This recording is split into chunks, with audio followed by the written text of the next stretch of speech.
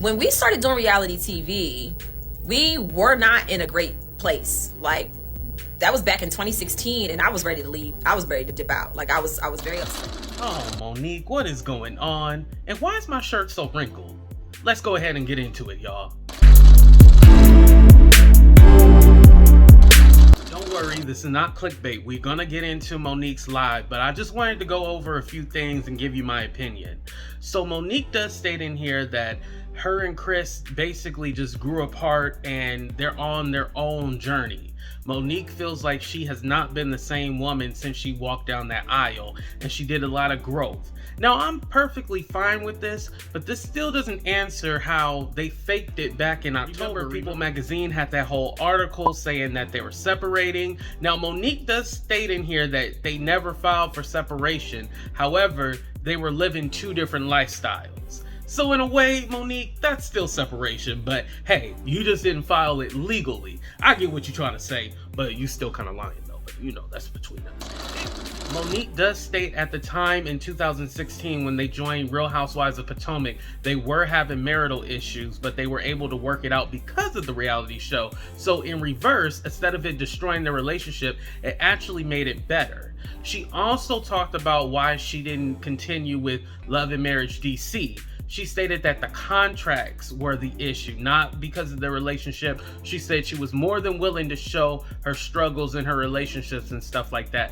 but the contract was not right. Something else that I did find interesting is that she said, you know, when she was acting out on the show and stuff like that, it's because she was having issues with herself and in her marriage. So she did admit that. Remember, originally she tried to say it was the producers and the way they edit the show? Nah, Monique, that was you. Even though Chris and Monique are not together, they are still there for their children and they're still co-parenting. And I actually love that. You know, for me, my parents aren't together anymore. And look, I turned out fine.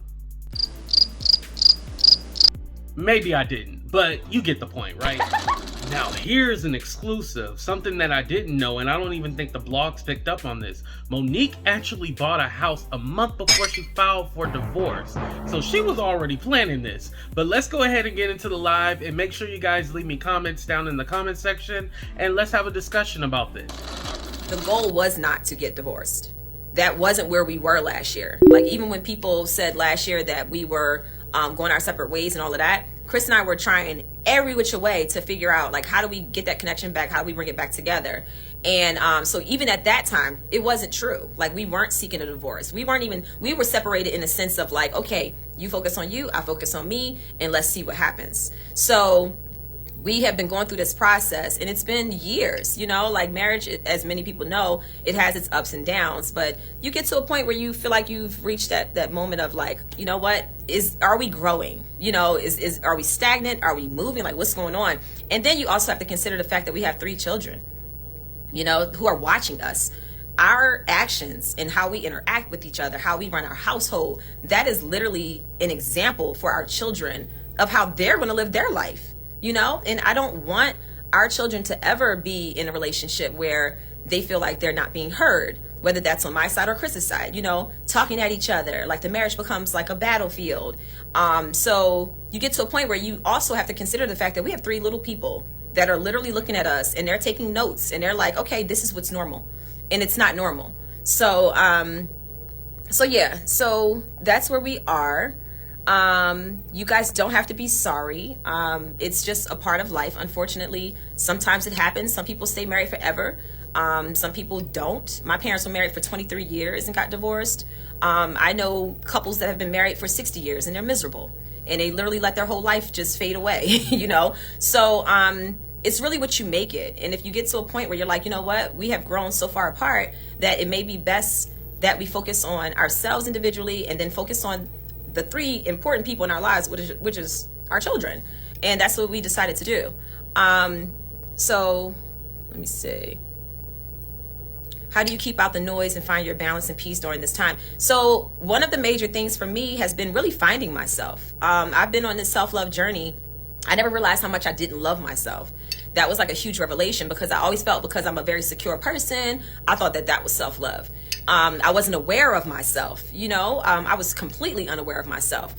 Even watching last year when we were on Love and Marriage DC, I mean, I was going through it. Like, I was yelling, I was upset. That was me crying out. That was me like really fighting. Like, I was like on my last leg fighting for my marriage, and really hoping that we could see where each other was, and try to get on the same page. But when I look back on it, even with the editing trickery, at the end of the day, my response was still my response, you know, and I take accountability for that. And I wouldn't want to be with a person like that. That is just like, yeah. But I also realized that my approach became that because I was so desperate, like, to be heard. I was so desperate, like, come on, we got to make this work. But then you get to a point where you realize that begins to tear you down, yourself and the other person. And then you're trying to pick up the pieces and build it back. And it just becomes this roller coaster, you know, and it becomes more and more difficult. So I did not want to get to that point where now there's so much friction and tension that now we can't even parent our kids. And so many times you see couples take to social media, bash each other. And it's like, how does this help the kids that you're raising? It's awful. And I'm never going to be that person. Like, at the end of the day, the reasons that led Chris and I to be where we are our reasons. That's our business. It's what stays in our house. And our children are the ones that are exposed to those things. They know. They take witness to everything that happens here, you know? And we're trying to do things that will turn it around. And sometimes that doesn't always mean doing it together, you know? So, yeah, we have love for each other. We'll always have love for each other. And we're going to do the very best that we can do to co-parent and raise our children the right way and allow them to see a different type of example of partnership. So we have a new normal. That's what I tell my kids. I'm like, we have a new normal now, you know? So the biggest, that we went live with you. No, when I went live and shut down the divorce rumors, that was in October. And I know it was October because it was literally right after my birthday. So yeah, so you're wrong. I'm talking about this past April, like 2 months ago, almost 3 months ago is what I'm talking about. Y'all swear y'all be knowing the timeline. Hello, it's my life. I know exactly what times things are happening over here. So yeah, we've kept it transparent with our children from the beginning. You know, so someone said, how did you know to walk away? I was in therapy and my counselor asked me, she said, I don't want you to answer this now. She said, but what is it that you want? If you can have the ideal marriage, if you can have everything that it is that you want from a partner, she said, what is it that you want? And she told me to write those things down. So I wrote those things down. Then she said, okay, if he is unable to do those things for you and he is the same as he is right now and he never changes, are you able to live life with him for the rest of your life? And she said, I want you to think about it. And the next time we meet, we'll talk about it. But she's like, I don't want you to answer right now. And I took 2 weeks writing down all of the pros, all of the cons, and really, really, really thinking about it. And I just got to the point where I was like, I was in a place where I was so miserable. And it wasn't just like all on him. It was also just with myself, like dealing with my own issues and trauma, understanding myself and why I respond and react the ways I do, going through my childhood. I'm talking about, y'all, I've done some work. I've been doing some work and it wasn't easy. It is not easy to look at the things about yourself that you don't like and that you don't love and say, you know what, I'm going to love me anyway. I'm going to love the bad parts of me. I'm going to love the good parts, which is easier, you know, but even the things that I don't like about myself, I have to really embrace that and love that. Like, oh my God, it has been quite a ride. But I was determined to really do the work and grow. And the more I grew and the more I started to realize myself and I started to create boundaries for myself, that's when I knew I am no longer the person that I was that walked down an aisle 11 years ago. And you get to a point where you just accept the fact that this is the fact, like this is where it is, you know? And that's what led me to the point where I was just like, you know what? I feel like this will be best because if we keep going down this road and we're bickering at each other and we're not able to communicate, sometimes not even talking to each other, then how is that going to affect our children? And that's when I started thinking, because I was thinking like most people, it's like, okay, we're going to stay together for the kids. But that never works, because staying together for the kids means that you're giving them a terrible example of what a relationship should be like, you know? So yeah. So that was that. All right, I'm scrolling through. Y'all got a lot of questions. The tea I'm drinking is a ginger turmeric by Dr. Nettles. Yeah. So I know people are like, oh, make it work, but if y'all could understand the amount of growth that has happened since we stopped trying to focus on the marriage, the amount of growth, y'all see Chris? Like, it's like something clicks and it's like you just go into this almost like survival mode. Like, okay, that may not be working out, but I have so much life to live and I have to do better for myself. I feel like sometimes in marriage you can get comfortable. And then when that happens, you know, it's not good for anybody. It's not good for the kids to witness. It's not good for your spouse. So at the moment where it was just like, okay, now it's like do or die. Now I need to fight for me, you know?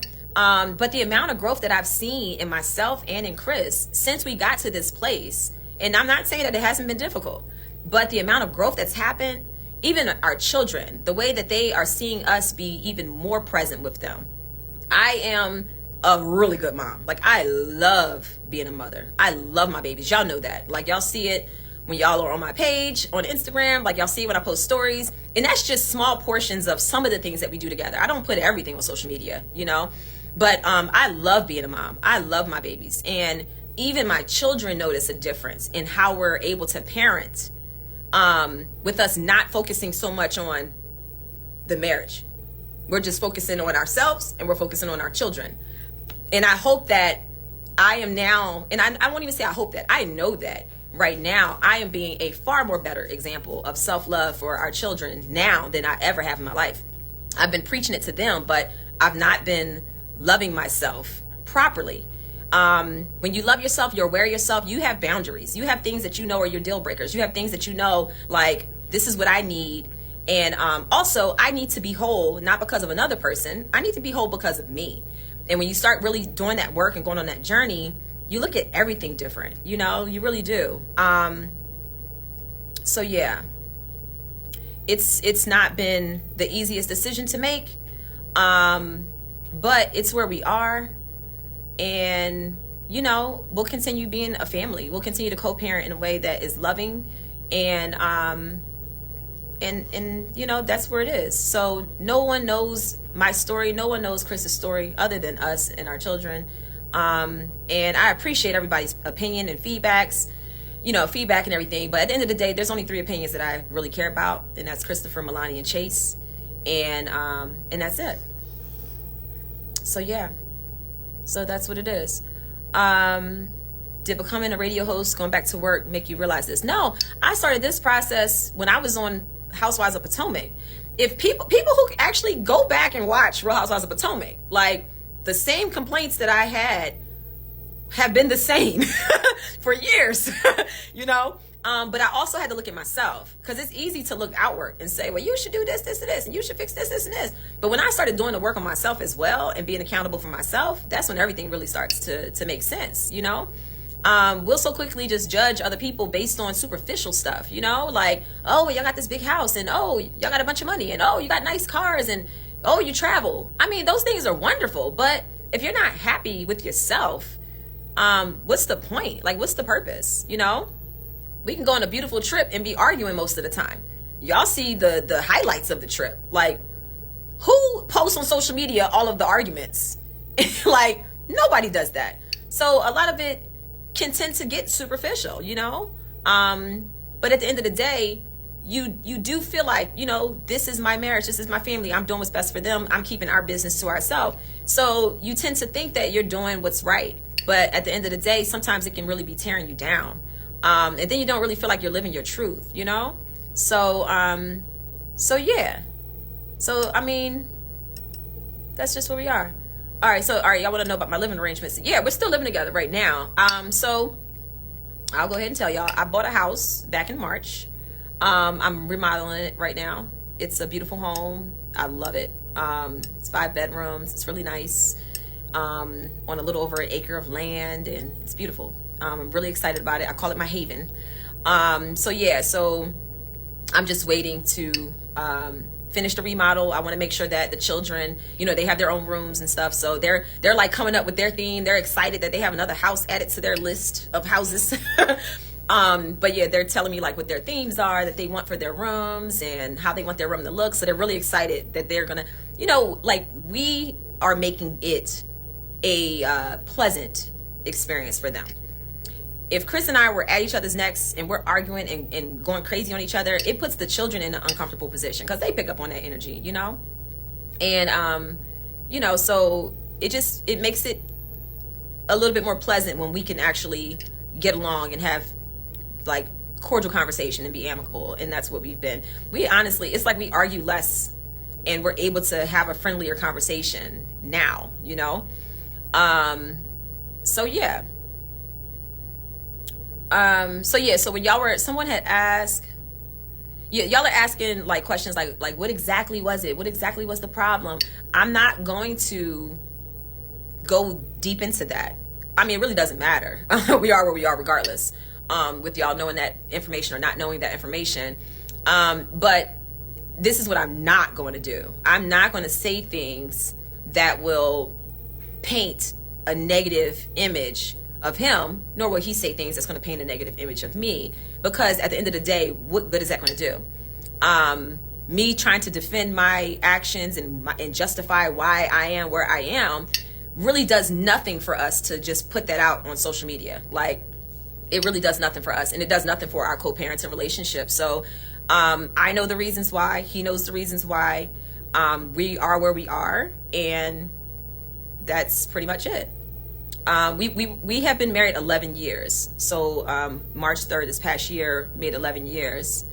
And yeah, so yeah. Oh, so someone asked a really good question. Someone asked, do you think reality TV played a role in the demise of your marriage? And honestly, actually it's crazy, Chris and I were talking about this. When we started doing reality TV, we were not in a great place. Like, that was back in 2016, and I was ready to leave. I was ready to dip out. Like, I was very upset, and it was for different reasons. Like, back then it was just like we weren't dating anymore. Like, the connection felt like it was gone. It was like all about the kids. I had just had Milani. And then once we started doing reality TV, in so many ways, and I've said this before in an interview with Bryce Sanders with ET Entertainment Tonight, in so many ways doing RHOP actually gave our marriage new life, because it really got us out the house. It gave us something else to focus on. We were having fun again, you know. When we were filming and doing couples things, we were like hanging out and dating, and you know, it kind of gave us new life. So honestly, it added more years on to our marriage. But then when you have deep-rooted issues, they tend to resurface, you know? So they never really go away just because you have more things to do or you get busier. And that's pretty much what happened. We got busy, and all the activity overshadowed some of the major issues that we were dealing with because we really didn't have time to address it.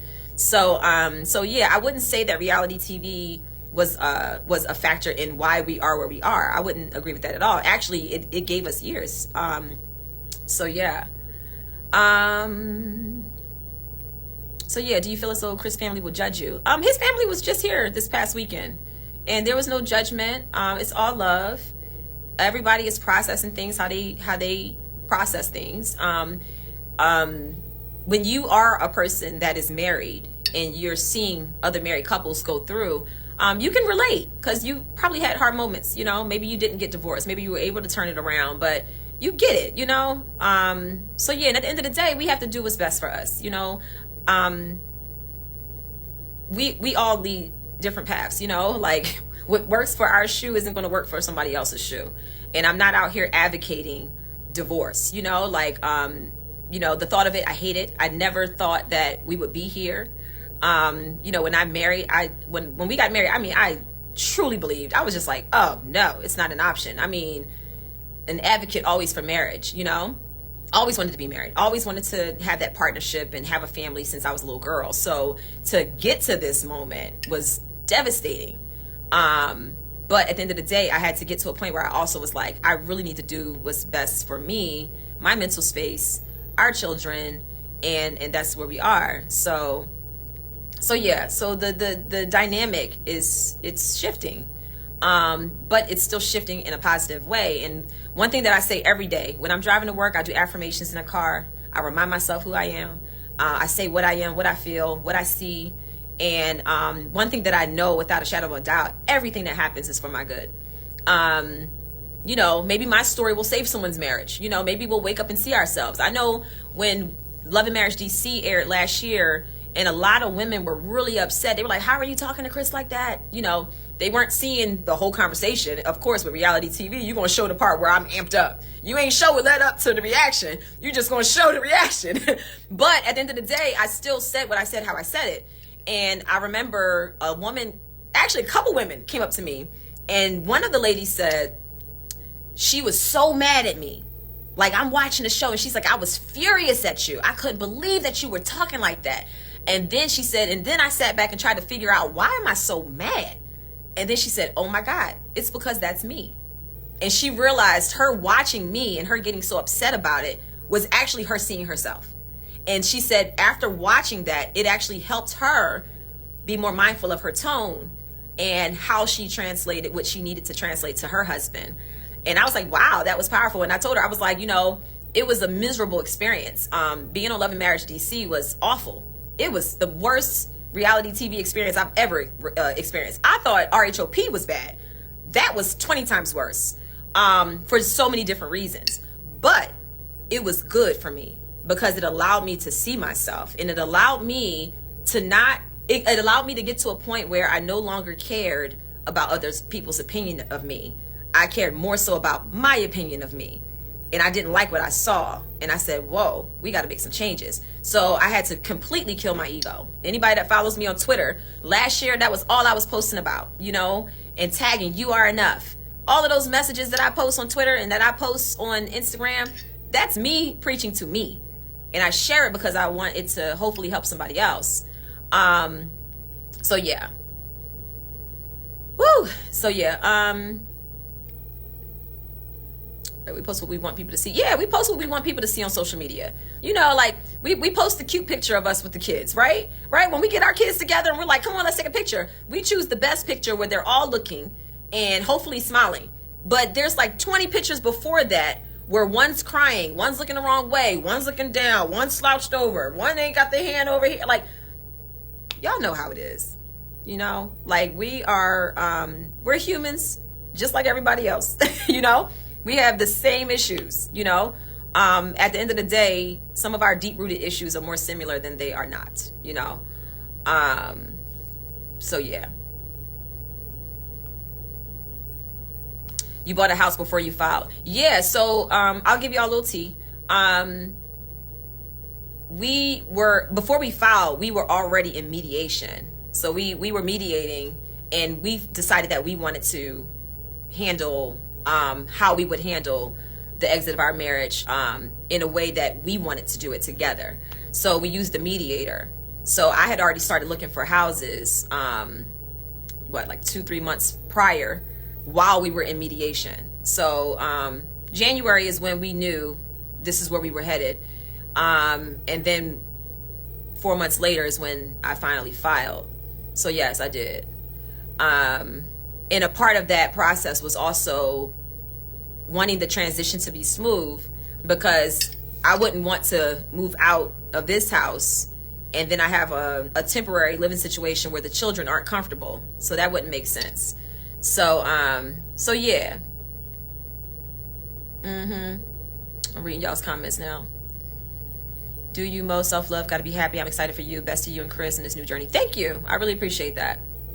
I appreciate that. Yeah, sometimes you have to let people go for them to grow. Absolutely. Will you go on vacation as a family? I would hope to. But you know, it might be some time before that happens. We did all go to Florida together recently to see my mom. So yeah, so we'll get there. It's baby steps. We have to do what's best for us emotionally as well. So yeah, I choose me, and honestly, this is the most peace that I've had in my life. You know, I finally feel like I'm making decisions based on what I want for me. You know, like I made a lot of decisions in my life, like people pleasing, you know, doing what I felt others would want me to do or what other people suggested me to do. Even I spoke at this women's conference a few months ago, and we were talking about the secrets to success, and I said the secret to success is self-love. But then I went back to when I was a child. Even the idea of marriage, that was something that society kind of put on you even as a child. So even the idea of marriage wasn't something that I just came up with on my own. You know, especially growing up in the 80s, you know, we were always taught as little girls, it's like, oh, when you grow up and get married and have babies, you know? So even with that, I was like really sitting back trying to think, like, when have I ever made a decision that was purely what I wanted to do, not what I was expected to do, not what I was told to do, you know? And I really had to think long and hard about it. And I was like, wow, I think the only decision that I ever made really that was like what I wanted to do and everybody else was against it was when I dropped out of college. I had a full academic scholarship to Duquesne University business law program, and I was like, I want to pursue music, and I dropped out, and everybody was mad at me, you know. But it's amazing how one decision will lead to the next. You know, I moved to DC, and because of that decision, I met my future husband. You know, we had 3 beautiful children. You know, I don't have any regrets. You know, I just have lessons that I've learned, and I'm grateful for it, and you know, like life can be beautiful if you want it to be. And, you know, it's a lot. So, yeah. I'm looking at y'all's comments. I'm not getting quiet just to get quiet.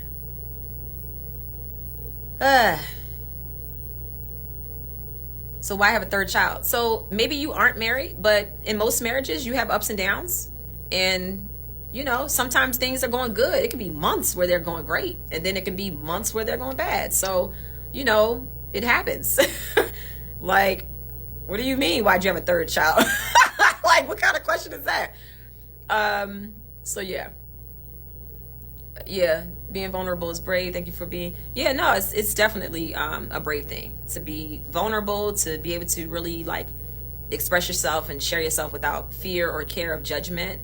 And yeah, why'd you leave Love and Marriage DC? Because the contract wasn't right. Simple as that. The contract wasn't right. I was negotiating a contract for weeks and weeks and weeks, and nobody wanted to move. So I said, well, shit, I ain't moving either then. So that's that. Simple as that. And I was fully open to share, you know, what we were going through. Like anytime I do anything, I'm always hoping that it helps somebody else. So being real and all of that good stuff, you know, that's what I do. I don't like to hold back, because that's not me being me. You know, I like to be able to live in truth and just like, I'm unfiltered. I like to say whatever is on my mind, you know, and that's what I do. And that's why I'm so good at radio, and I love it so much, because I get to be unedited, unfiltered. And it's incredible.